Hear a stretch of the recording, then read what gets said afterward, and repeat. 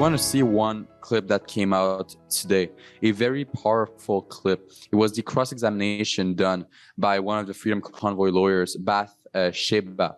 I know that's not her last name. That's her first name. Yeah. Yeah, I think exactly. Bathsheba Vandenberg, I think was her name. Yeah, exactly. Bathsheba Vandenberg. She cross-examined Superintendent Bernie from the OPS, and she showed a clip that was taken by protesters in February, where we see an officer beating down a protester with his rifle. And the only single thing the Superintendent Bernie had to say was that the video was unclear and he wasn't capable of actually, making something out of it. What did you think the officer was doing? Shoveling snow? Did you think he was talking to the protester? No, he was beating him up with his rifle. We can take a look at the clip right now. We'll go to the top. We'll go to the top. There's nothing we can do here. We're together. Come on, brother. Don't do it. Don't be selfish. We all want to go. Hey, you know that? All right. So do you agree that the OPS officer in this video in the back behind the ranks, the line, is using what is actually the muzzle and not the butt of what looks like a 40-millimeter chemical munition launched to beat a protester with? Not enough for me to see what exactly is going on. But you can see that there is a police officer in the back beating a protester with a rifle. There is not enough for me to see what is actually happening behind We continue bodies. playing the video, please. Absolutely shocking. It makes me angry, the fact that the policeman says, I don't see anything. No, I don't see anything. I absolutely believe that was commonplace. Our own reporter, Alexa Lavoie, was shot in the leg with some riot gun. We heard that police were taking peaceful protesters, not charging them, just taking them in a vehicle, driving them outside the city and dumping them on the side of the road. And by the way, it was -20 out there. Now, I want to ask you about the arrests. With regards to the arrest and processing plans and the POU tactical operational plans, there's nothing that states that after police arrested protesters and told them that they were not being charged, that the police were to drive the protesters outside of the city core in the dead of winter, the biggest snowstorm in a while, as you described today, without access to shelter or transportation and telecommunications, and leave them in parking lots or other areas, correct? Not the way I would explain it. Are you aware that that happened? The plans that were put in place, which involved the ability to remove protesters who were arrested, detained to a secondary processing site. There were two that were identified.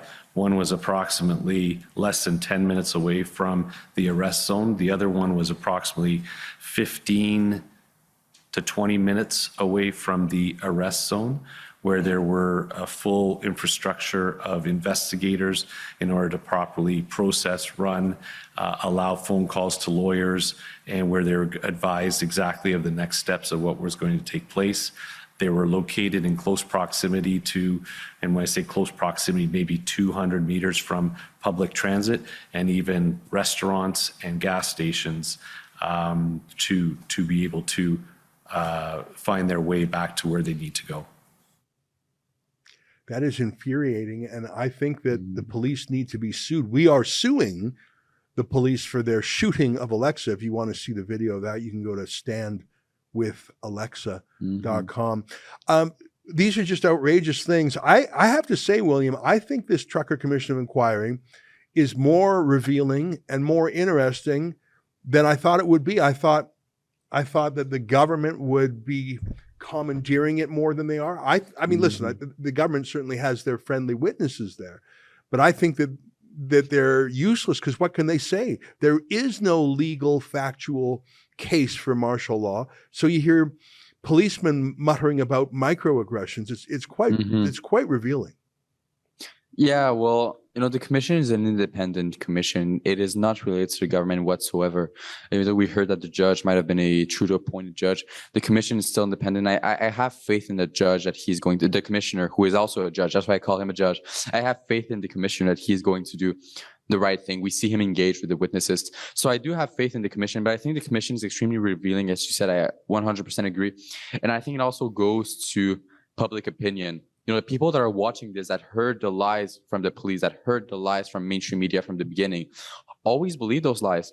But now we are seeing those lies being dismantled in front of a commissioner in real time. And that's what's important about the commission. And I think there will be impacts inside Parliament, inside House of Commons, before we have to table the budget once the commission is ended. So I do have faith in the commission.